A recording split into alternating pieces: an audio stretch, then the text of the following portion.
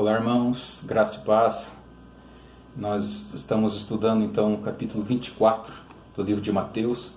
Nós vimos já as divisões, que foi 3 perguntas e as 3 respostas, 24 e 25, como que elas estão divididas. Vamos acabar então hoje o capítulo número 24, do verso 32 em diante, quando Jesus está falando agora para a igreja. Vamos orar, pedir a direção de Deus, que Deus venha dar entendimento para cada um de nós. Senhor Jesus, Pai amado, nós te pedimos agora, Senhor, dá-nos, Pai, entendimento a cada um que está vendo, Senhor, vendo esse estudo, Pai, que todos sejam edificados. Traz, Senhor Jesus, a sabedoria, o entendimento e caia por terra todo espírito de divisão, Senhor, que o Teu nome seja exaltado e glorificado. Abre nossa mente, nosso entendimento. Espírito Santo, Tu és o nosso Senhor, o nosso pastor, Tu és o nosso provedor, Pai, e nós te agradecemos. Fala, Senhor, com cada um de nós que nós oramos e te pedimos em nome de Jesus. Amém. Vamos continuar então do verso 32 em diante. Então nós vimos que do capítulo 24, do verso 4 até o verso 31, Jesus está falando para os judeus. Quando ele fala para os judeus, que ele fala, fujam. Quando virem essas coisas, esses sinais, fujam. E agora do verso 32 do capítulo 24 até o 25, verso 30, ele está falando para a igreja. Ele fala, sirva. A palavra central aqui para a igreja é sirva. Vamos correr um pouquinho, que nós só temos 30 minutos, né? Senão vai acabar ali o vídeo. Para nós acabarmos o capítulo 24 e ver se nós conseguimos falar um pouquinho sobre arrebatamento. Verso 32. Aprendei, pois, esta parábola da figueira, quando já seus ramos se tornam tenros e brotam folhas. Sabei que está próximo o verão. Igualmente, quando vir de todas essas coisas, sabei que ele está próximo às portas. Aqui quando fala da figueira, muitos falam que é Israel. E de fato Israel é o relógio do mundo. Todas as atenções, tudo, né, vai acontecer, o centro de tudo que irá acontecer é Israel. Mas se nós falarmos também que Israel é a figueira, pode ser aplicado até esse simbolismo. Mas no livro de Lucas, capítulo 21, deixa eu confirmar aqui, Lucas 21, sobre a figueira. Lucas 21, verso 25 em diante, né? Ele fala, haverá sinais no sol, na lua, as estrelas da terra, e angústia na terra, angústia nas nações, perplexidades, os homens desmaiando de terror. Daí o verso 29. Disse-lhes uma parábola, olhai para a figueira e para todas as árvores. O que ele está falando aqui? Olhai para a figueira e todas as árvores. Então não é só a figueira, é todas as árvores. Em Israel, o que predomina é o verão e o inverno. Quando ele fala, quando já brotam, vós sabeis por vós mesmo, vendo-as, que perto está o verão. Então, quando a figueira brota, quando tem broto, quando está começando a vir folhas, né, e vai vir o fruto, né, então quer dizer que está próximo o verão. Assim como as outras árvores que dão fruto no verão. E a mesma coisa, quando estiver caindo as folhas, vocês sabem que está perto o inverno. Então aqui a figueira, aqui nesta passagem de Mateus e aqui de Lucas, está falando da figueira mesmo. É um simbolismo. Ele fala, quando ver tudo isso acontecer, o que? Tudo que ele vinha falando desde o verso 1 do capítulo 24. Verso 34. Em verdade vos digo que não passará esta geração sem que todas essas coisas aconteçam. O céu e a terra passarão, mas as minhas palavras não hão de passar. Então tudo que o Senhor está falando, as palavras dele não vai passar sem se cumprir tudo aquilo. Mas aquele dia e hora ninguém sabe, nem os anjos do céu, mas unicamente meu Pai. Aqui as pessoas falam que Jesus não sabe quando que vai ser a vinda dele. Ele estava falando aqui quando ele estava na terra. E Jesus veio aqui como homem. Se por um pecado, né, se o pecado entrou por um homem também o pecado teria que sair. Então Jesus se esvaziou da sua glória e veio aqui como um homem. Então que Jesus está falando aqui como um homem. Então ele falava que só Deus sabia. Claro que agora, depois que ele foi, né, assunto ao céu, foi glorificado com a glória que ele tinha antes, é claro que ele sabe. E como foi, verso 37, nos dias de Noé, assim será também a vinda do Filho do Homem. Porque assim como foi nos dias anteriores ao dilúvio, comiam, bebiam, casavam e davam-se em casamento até o dia em que Noé entrou na arca. Então, o que significa que os dias de Noé é como o dia de hoje? Todos se casam, dão-se em casamento, casa com um, descasa com o outro, estão preocupados só em comer e beber, só preocupados com as coisas dessa terra. Então, despreocupado com as coisas de Deus. Aqui o que fala? Aqui que eles estão o quê? Desapercebidos. Então, quando foi lá no dia de Noé, estavam todos preocupados, né, com si mesmo. Verso 39, olha, e não perceberam até que veio o dilúvio e levou a todos. Assim será também a vinda do Filho do Homem. Assim será a vinda, porque estarão que todos, ou a maioria, desapercebidos. E o que simboliza a arca? Simboliza Cristo. E como eu falei, Noé entra na arca, está lá em Gênesis 7, do 4 em diante, e as portas são fechadas pelo lado de fora. Deus fecha as portas. E eles ficam ali e não choveu. Demorou 7 dias ainda para chover. Então, analisando esses 7 dias, né, simboliza também os 7 anos da grande tribulação. E a arca simboliza Cristo. E aqueles que estavam dentro da arca ficaram que? Guardados. Então, na grande tribulação, quando o Senhor voltar, né, voltar à primeira fase da segunda vinda dele, que ele vai raptar, haverá 7 anos de grande tribulação, que simboliza esses 7 anos que os crentes, né, Noé lá e os seus filhos e noras, estavam guardados dentro da arca. Então, vai vir assim, a primeira fase do arrebatamento, e 7 anos ficarão sumidos. Assim como Noé e seus filhos, suas filhas, estavam guardados dentro da arca, guardados do juízo que era o dilúvio. Assim como quando vier ao arrebatamento, como que eu creio, né, nós ficaremos 7 anos nas bodas do Cordeiro. Nós vamos ver mais para frente isso. Verso 40. Então, estando 2 no campo, será levado um e deixado outro. Estando 2 moendo no moinho, será levada uma e deixada a outra. Vigiai, pois que não sabeis a que hora há de vir o vosso Senhor. Mas considerai isto: se o pai de família soubesse a que vigília da noite haveria de vir o ladrão, vigiaria e não deixaria minar ou roubar a sua casa. Então aqui fala, como foi nos dias de Noé, todos estavam desapercebidos, entraram na arca, ficaram 7 dias guardados, e aí que veio o dilúvio. Quando viram o rapto, né, serão guardados ou sumidos por 7 anos. O número 7 simboliza, né, pode ser 7 dias, 7 anos, 7 semanas. Ficaram por 7 anos guardados enquanto estava, né, aqui a grande tribulação aqui na face da terra. Dali a 2 estarão no campo, um será levado e outro deixado. 2 estarão moendo no moinho, uma será levada e outra será deixada. Aqui eu analiso o seguinte: 2 estarão no campo.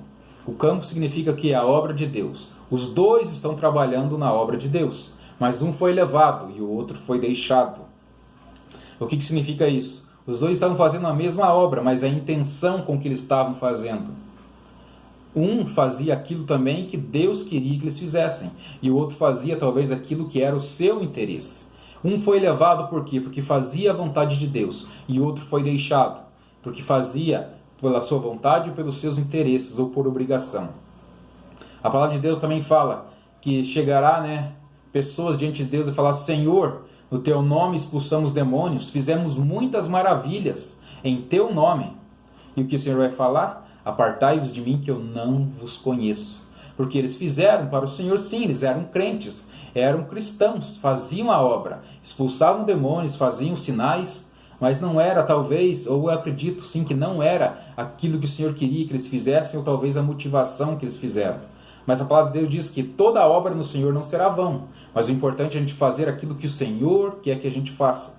Por isso que eu falo, a obra de um não é igual à obra de outro, né? Pode ser que a obra dele seja, digamos, lavar a igreja, cuidar da limpeza da igreja, e do outro seja ganhar milhões de almas, sair pelo mundo, ou sair pelas cidades, eu pregar em todos os lugares, fazer isso e aquilo, e ganhar muitas pessoas. Ele fez aquilo que ele tinha que fazer. E aquele também que a obra dele era cuidar ali, zelar ali também, ele também vai ganhar o seu galardão.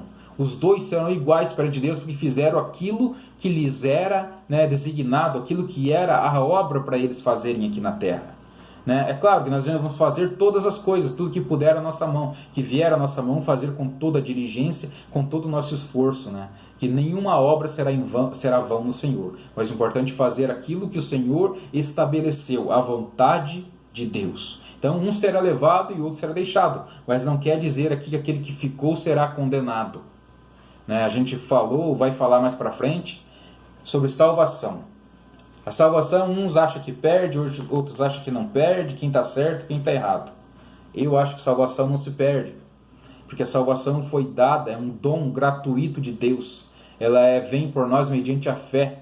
Quando eu reconheço o Senhor como Jesus como Senhor, né, assenta em meu coração e eu confesso com a boca. Eu sou salvo, mediante a fé, não pelas minhas obras, mas eu sou salvo para as boas obras. Então as obras é que vai, né, me dar a recompensa para o reino. A salvação foi de graça, não para mim. Quer dizer, para mim foi de graça, mas não para Jesus. Para ele custou caro, né, custou a sua vida. Né, Deus deu o que ele tinha de mais precioso. Para mim não custou nada, só basta eu crer pela fé, mediante a fé, e confessar com a minha boca. Crer com o coração, né, mediante a fé, e confessar com a minha boca. Agora o reino é tomado por esforço. Então se eu tenho que me esforçar, é que eu terei uma recompensa. Então aqui os dois serão levados, mas não quer dizer que o outro que ficou não foi salvo. Mas ele vai ser o quê? Disciplinado. Porque a palavra diz que o Senhor açoita e corrige a todos que recebem por filho. Né? De começo, a correção não parece, né, de grande gozo para nós, mas no final nos trará, né, alegria e gozo. Então nós vamos falar mais para frente aqui também, desenvolver também esse assunto, né, que significa o que? Os vencedores. Nós não vamos falar muito, porque o livro de Apocalipse fala muito, o que vencer. Quando ele fala para as 7 igrejas, que simboliza hoje as igrejas, né, no dia de hoje, as 7 igrejas de Apocalipse, lá da Ásia, ele fala, ao que vencer muitas e muitas vezes. Então, ao que vencer darei isso, ao que vencer farei isso. Então, se você venceu, você teve um esforço, porque ninguém vence sem fazer nada. Então, se você venceu, você fez um esforço. E se você venceu, você terá uma recompensa. A recompensa será o milênio. Salvação é de graça, mas o reino é pelas obras, é a recompensa no milênio. Eu vou indicar aqui um livro para os irmãos, né, do Aloísio Silva, A Visão dos Vencedores. Aqui ele vai dissecar bem certinho esse capítulo 24 e 25 de Mateus. Aqui ele fala sobre a salvação, sobre o reino dos céus, sobre graça, sobre galardão, tudo à luz da Bíblia. Então eu recomendo A Visão dos Vencedores, para você aprender o que é ser um vencedor. Aqueles que estavam no campo, os 2 foram vencedores, porque não foram condenados, mas um foi raptado e outro foi deixado. Mas o que ficou não quer dizer que está condenado, ele será disciplinado. E o que foi, né, foi o crente vencedor que fez aquilo que o Senhor queria que ele fizesse. Então aqui fala que ele virá, né, na vigília da noite, virá como um ladrão. Lá Apocalipse 3:10 já fala, né, que ele virá como um ladrão da noite. E o ladrão vem o quê? Para buscar aquilo que é precioso. E ele vem o quê? Na hora que ninguém está esperando. Né? Porque fala aqui, ó, se o ladrão vir, né, e o pai de família souber, não vai ser surpresa, ele não vai deixar o ladrão vir e roubar sua casa, ou entrar. Então ele virá como ladrão na hora que ninguém espera, na hora que todo mundo está desapercebido, mas aqueles que estão preparados subirão no rapto. Então vamos falar um pouquinho sobre o rapto. No livro de Atos, capítulo 1, verso de número 16. Não, Atos 1, verso 9. Né? Vamos ver agora sobre como vai ser o arrebatamento. O arrebatamento, creio eu, será em 2 fases. Vamos ver Atos, capítulo 1, verso 9. Diz assim: E quando dizia isto, vendo eles, os discípulos ali, ele foi elevado às alturas, e uma nuvem o recebeu, ocultando-o a seus olhos. Então os discípulos estavam ali com Jesus antes de ele ser assunto ao céu. Estava ali no Monte das Oliveiras, onde ele marcou o encontro com os discípulos. Vão lá. Ele estava lá e dando as últimas instruções, né? E diz aqui, ó, foi elevado às alturas e uma nuvem o recebeu. Como eu falei, a nuvem aqui é uma palavra-chave para você entender como será a volta, a segunda volta de Jesus. As nuvens. Então, uma nuvem o recebeu. Estando ele, verso 10, estando eles, os discípulos, com os olhos fitos no céu, enquanto ele subia, eis que junto dele se puseram 2 homens vestidos de branco, 2 anjos, os quais disseram: homens galileus, por que estáis olhando para o céu? Esse Jesus que de entre vós foi recebido em cima no céu, há de vir assim como para o céu o vistes ir. Então olhe bem, ele há de vir assim como para o céu vocês viram ele subir. Como ele foi, ele vai voltar. Então eles estão aqui no Monte das Oliveiras. E Jesus dá as últimas instruções, ele começa a ser elevado ao céu. E no verso 9 diz o quê? E uma nuvem, ele foi elevado, uma nuvem o recebeu, ocultando aos seus olhos, aos olhos dos discípulos que estavam ali no Monte das Oliveiras. Então até aqui as nuvens eles estavam vendo o Senhor Jesus. E da hora que a nuvem o recebeu, ocultou ele. Eles não viram mais aqui da terra. Mas há um homem que 700 anos antes foi arrebatado também ao céu e viu o Senhor vir das nuvens para o trono, das nuvens para o céu. Vamos ver o livro de Daniel. Daniel, capítulo 7. Daniel 7, versículo de número 13. Eu estava olhando nas minhas visões da noite, e eis que vinha nas nuvens do céu como o filho do homem, e dirigiu-se ao ancião de dias, e o fizeram chegar até ele. Então, veja bem, eu via nas minhas visões, vinha nas nuvens do céu. Então, ele foi oculto às nuvens, quem estava na terra, e de agora das nuvens para o céu, para o trono, Daniel estava vendo lá de cima. Então ele vinha nas nuvens do céu, e como como o filho do homem, e dirigiu-se ao ancião de dias, e o fizeram chegar até ele. E foi-lhe dado o domínio, e a honra, e o reino, para que todos os povos, nações e línguas o servissem.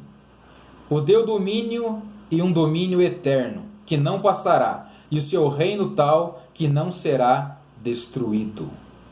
Então Daniel foi arrebatado, e ele falou aqui, 700 anos antes disso acontecer, que ele viu nas visões, ele foi arrebatado ao céu e ele estava olhando das nuvens, ele viu o Senhor chegar ao trono, ao ancião de dias, chegou até onde Deus estava, no trono de Deus, 700 anos antes. E qual que é a palavra-chave? As nuvens. E o que os anjos falaram lá em Atos?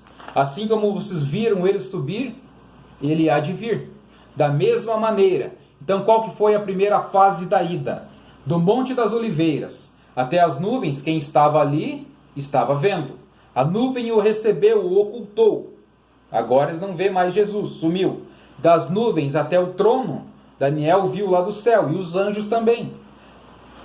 O Salmo 24 fala quando o Senhor está entrando, chegando lá no céu, e os anjos estão lá e eles perguntam, Salmo 24, verso 7 em diante. Levantai, ó porta, as vossas cabeças. Levantai-vos, ó entradas eternas, e entrará o Rei da Glória. Verso 8. Quem é este Rei da Glória? Os anjos não sabiam quem era o Senhor Jesus, que era o mistério escondido, E agora, ele é o Rei da Glória? Está vindo aí? Mas o Rei da Glória está aqui, é Deus. Daí eles perguntam, quem é este Rei da Glória? E daí a resposta. O Senhor, a resposta de Deus, o Senhor forte e poderoso, o Senhor poderoso na guerra. Levantai, ó porta, as vossas cabeças. Levantai-vos, ó entradas eternas, e entrará o Rei da Glória pelos portais celestiais. Quem é este Rei da Glória? O Senhor dos Exércitos. Ele é o Rei da Glória. Então aqui o Senhor está sendo recebido no céu, e todos os anjos o adoram. Ele sempre se manifestou no Antigo Testamento. Ele se manifestava como a nuvem de dia, como a coluna de fogo à noite, como a rocha que vertia água. De várias maneiras, era uma manifestação teofânica. Até os anjos não conheciam que ele era um mistério escondido, nem Satanás. Tanto é que várias e várias vezes ele tentou matar os primogênitos, assim como foi que ele tentou matar Moisés com 2 anos. né? Porque Moisés é Moshe vindo também, né, das águas, tirado das águas, né? Então ele também é libertador.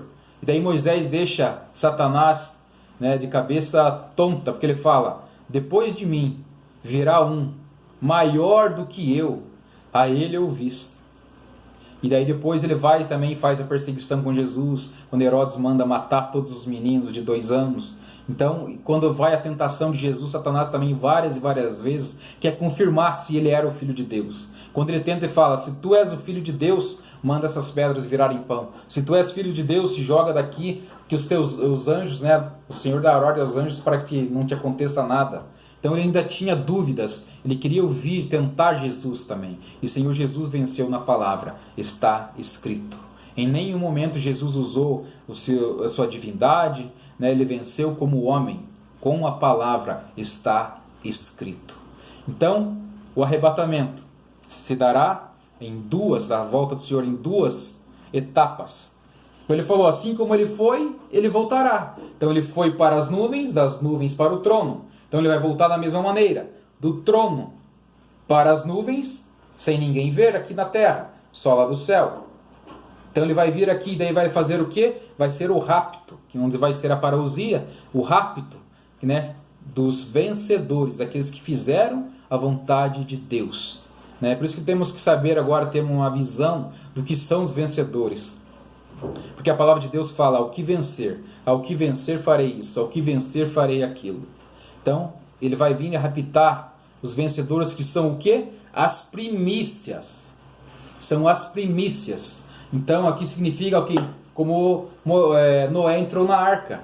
Vai ser raptados os vencedores, e ninguém vai ver eles por 7 anos. Quando estará tendo lá no céu as bodas do Cordeiro, onde o próprio Senhor Jesus servirá os que forem raptados, os vencedores. E aqui começará a grande tribulação aqui na terra. E depois a segunda parte da segunda vinda é das nuvens, né? Que ninguém está vendo, daí agora ele traspassa as nuvens. E agora diz na palavra de Deus, né, mediante a última trombeta, daí que todo olho o verá, todo joelho se dobrará e confessará que ele é o Senhor. Então agora todos, né, os que estiverem na terra verão ele. Todo olho o verá. E daí aqueles que passaram pela tribulação, né, aqueles que estão, né, agora para ser os vencedores tardios, serão elevados para as nuvens. Os vencedores foram levados para o trono. Houve as bodas do Cordeiro. E agora ele vem. E esses que participaram das bodas vêm com ele até as nuvens. E agora aqueles que estão aqui, que passaram pela tribulação, os crentes, né, vencedores mais tardios, que foram derrotados, que não foram raptados, mas são vencedores tardios, foram salvos, mas foram, né, passaram pela grande tribulação, serão elevados até as nuvens, para se encontrar com o Senhor nos ares. E ali, né, nós nos encontraremos com ele. Então o rapto se dará em 2, né, o arrebatamento se dará em 2 momentos. Você pode dividir entre rapto, né, e o arrebatamento. O rapto será secreto. Num abrir e piscar de olho, ele virá como ladrão, ninguém o verá. E o arrebatamento, quando ele vier, todo o olho o verá. Então, o rapto é das primícias, foram para o trono. E depois o arrebatamento irão para as nuvens. Porque agora esses que foram para as nuvens é a ceifa que fala lá em Apocalipse. Aqueles que foram raptados, fizeram a vontade de Deus, são trigo. E aqueles que foram os perdedores, que não fizeram a vontade de Deus, são salvos. Mas não fizeram a vontade de Deus e ficaram no rapto, também são salvos. Eles passaram pela tribulação e agora eles são a colheita, a ceifa, porque eles ficaram maduros mais tarde. Aqueles que ficaram maduros antes, maduro no sentido do quê? De fazer a vontade de Deus e fazer aquilo que Deus, né, preparou para eles. Então esses irão para o trono, e aqueles que são a colheita, a ceifa, né? As primícias foram para o trono, que é o rapto dos vencedores, e os vencedores tardios, aqueles que ficaram, passarão pela grande tribulação, irão, né, para as nuvens, que é a colheita, né, que agora eles ficaram maduros. Deu para os irmãos entenderem mais ou menos? Então a segunda vinda será em 2 momentos. Uma visível, né, uma invisível, que será o rapto, que ele virá como ladrão, e a outra visível, quando todo olho verá. Atos 1:9. Assim como ele foi, ele há de vir. Então ele foi até as nuvens, ninguém viu, das nuvens para o trono que viram, o processo inverso é do trono para as nuvens, sem aqui na terra ninguém ver, que ele virá como ladrão, ficará aqui oculto e arrebatará, né? Arrebatará é o rapto dos vencedores. E agora vão, né, para a Nova Jerusalém e lá será as bodas do Cordeiro. E daí quando ele vir, e esses que foram para as bodas, virão como seu exército. E aqueles que ficaram maduros, né, mais tarde, né, que são a colheita agora, vão ser ceifados, né? Ceifados que, no sentido que agora estão maduros e irão agora para as nuvens, onde todos nós daí nos encontraremos ali. E nós já, os que foram raptados já foram para as bodas e estão vindo com o Senhor como seu exército. Deu para os irmãos entenderem mais ou menos? Nós temos que falar ainda muitas coisas ainda para nós dissecarmos bem esse negócio, quem são os vencedores, ao que vencer, o vencedor tardio. Eu sei que a princípio assim parece uma coisa nova, uma coisa meio estranha, mas nós vamos ver mais com o tempo todos os textos bíblicos para você ver, meditar, orar, né, e ter a revelação de Deus, né, para que tudo vá se encaixando. E à medida que a gente vai falando as coisas aqui, talvez na hora você possa até não entender tudo, mas conforme for avançando e a gente for falando, aquilo que foi falado lá se encaixa aqui, é disso que estava sendo falado, era sobre isso. Então, um livro que eu indiquei para os irmãos, A Visão dos Vencedores, para saberem quem serão, né, esses vencedores, e também para saberem um pouquinho mais sobre o reino, do George Eldon Ladd, O Evangelho do Reino. Né? Então, ele foi assunto as nuvens, das nuvens para o céu, né, para o trono. Né? Já falamos céus, há 3 tipos de céu. Né? Eu vou falar agora céus, quando fala céus no hebraico é shamayim. Tudo que termina em Y e M no hebraico é plural. Então há 3 céus, que Paulo falou que ele foi arrebatado ao 3º céu. Se ele foi ao 3º céu, quer dizer que tem 3 céus. Né? E os céus, para você nunca mais esquecer, lembra assim, ó, ame. A palavra ame. O primeiro céu, céu de Auranos, que é o céu atmosférico. Daí o M, mesorâneo, né, que é o céu já depois da atmosfera. E daí o euporâneos, que é o céu dos céus, onde está o trono de Deus. Então você nunca mais vai esquecer, né, que há 3 céus. Lembre do ame. A, Auranos, M, mesorâneo, e o eporâneos, que é o 3º céu. Amém, irmãos? Então era isso que eu tinha para compartilhar com os irmãos. Meditem, estudem. Os irmãos não precisam acatar tudo, aquilo que descer no seu coração, orem e estudem, e que o Espírito Santo vai dar a direção, vai dar o entendimento para cada um de vocês. Nós voltaremos a falar ainda várias e várias vezes ainda sobre isso.